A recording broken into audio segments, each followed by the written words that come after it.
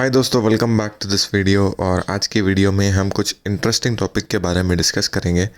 जिसका नाम रहेगा Azure dedicated host. Azure dedicated host एक ऐसी सर्विस है जिसके अंदर आप अपने डेटा सेंटर्स के अंदर जो फिज़िकल सर्वर्स होते हैं जिसके ऊपर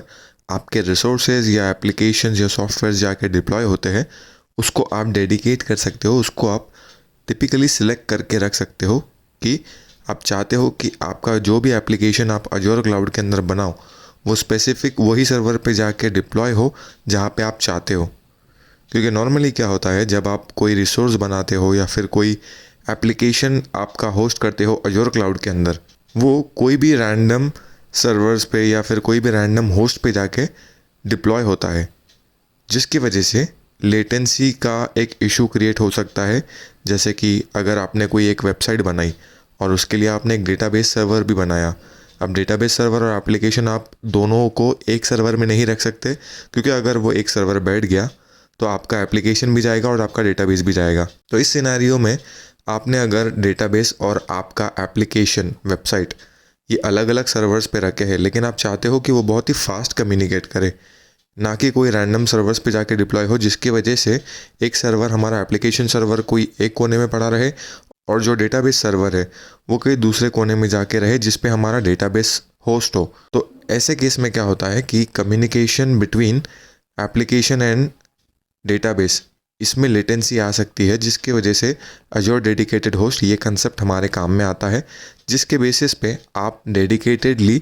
सर्वर्स को सिलेक्ट कर सकते हो और उस पर अपने रिसोर्सेज को होस्ट कर सकते हो। इसके यूज़ केसेस क्या होते हैं कि जैसे कि मैंने अभी बताया कि जब आप एक कोई वेबसाइट या एप्लीकेशन बिल्ड कर रहे हो जिसके अंदर आपको मल्टीपल रिसोर्सेज क्रिएट करने पड़ते हैं, virtual network, public IP address, servers create करने पड़ते हैं क्लाउड के अंदर, जो इवेंचुअली फिजिकल डेटा सेंटर में, जो माइक्रोसॉफ्ट का डेटा सेंटर होता है, वहाँ पे जाके डिप्लॉय होते हैं।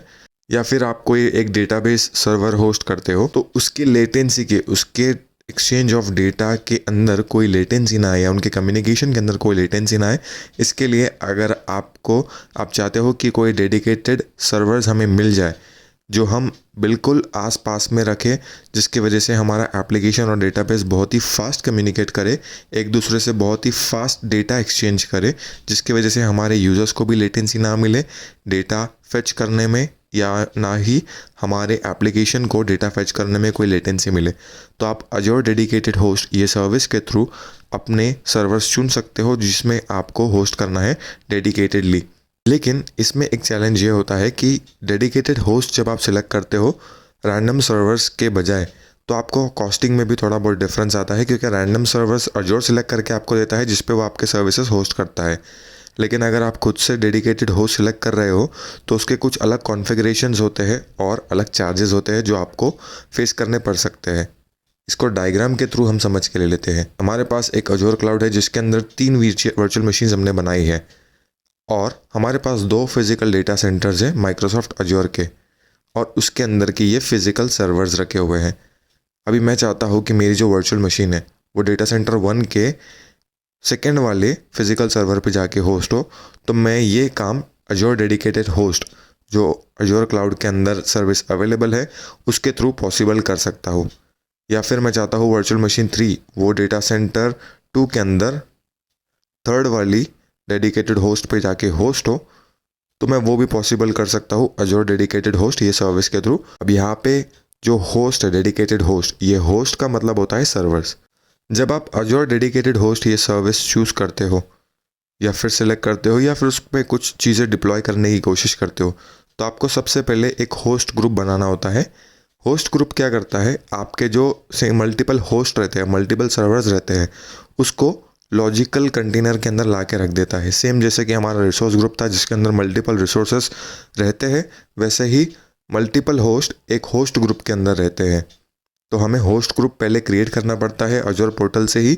और उसके अंदर हम हमारे मल्टीपल होस्ट जाके होस्ट कर सकते हैं। और जैसे ही हमारा होस्ट ग्रुप क्रिएट हो जाता है उसके अंदर हम हमारे एप्लीकेशन या मल्टीपल रिसोर्सेज एक साथ रख सकते हैं।